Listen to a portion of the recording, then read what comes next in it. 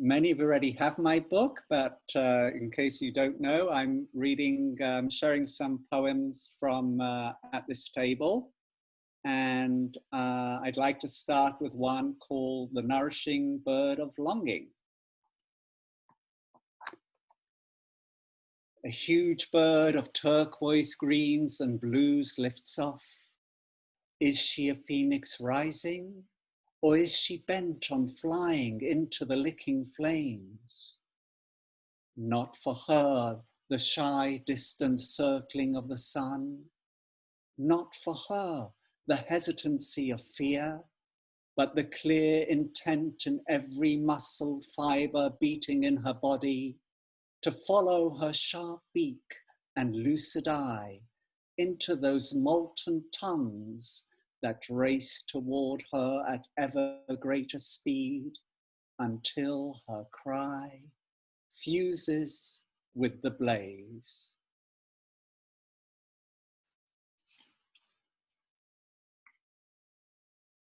Night. The first line is taken from a poem by Edna St. Vincent Millay. Night is my sister, and how deep in love. With shadows, clouds, and stars, so deep I am. Though these flaming worlds shine by day, who stops to acclaim their uncanny ways? When the first bat flits with alarming aplomb, announcing that night my sister has come, and the blossoming moon floats into the sky, my sister sets a stage for the cricket tide, the skulking cat, Hecate's owl, a singed moth still searching for the light, a choir of prayers in full flight. Shadows overarch and merge, and though it is chilly, I will gladly tarry with my many-faced sister, night.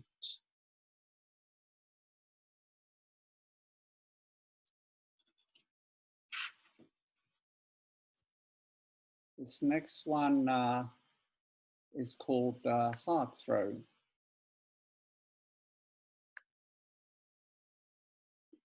I lost an eye.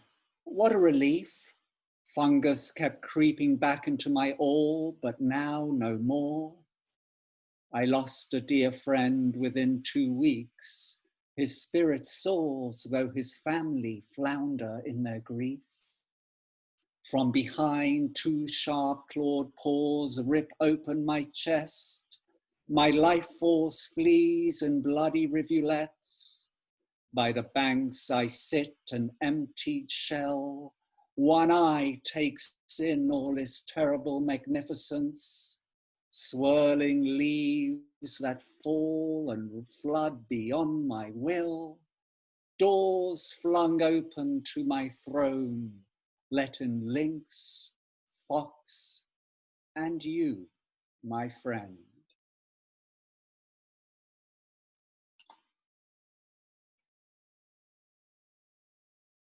Prayer for light. Hear the rustle of fall in the oak's dull yellowing leaves. Their downward drift, see some caught in the firethorn's orange-red berry cascades. Soft-scented needles litter the ground. A half-moon watches over as the sunlight fades. Birds grow more quiet, pines more still. Dogs pick up each other's barking as the crawl of late summer traffic snakes along the crest. A fawn bounds into the apple orchard. All will have their fill.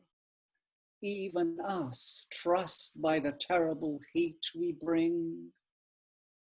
Bats flicker among twilit trees, ancient grasses sway. The cricket's echoing song strikes up this darkest night.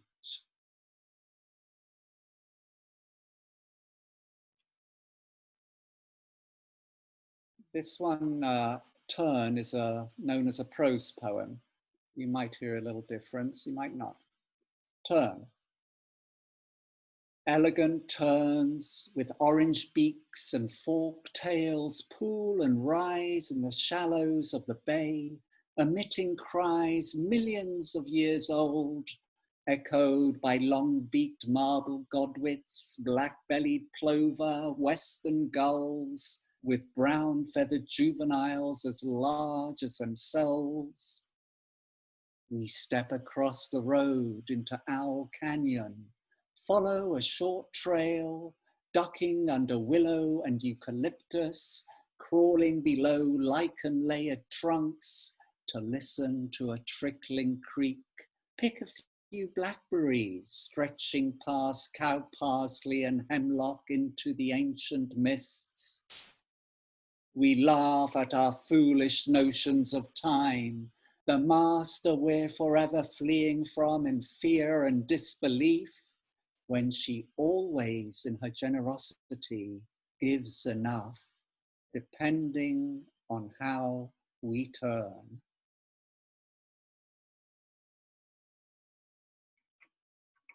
The final poem I'm going to share right now is called A Sight Divine.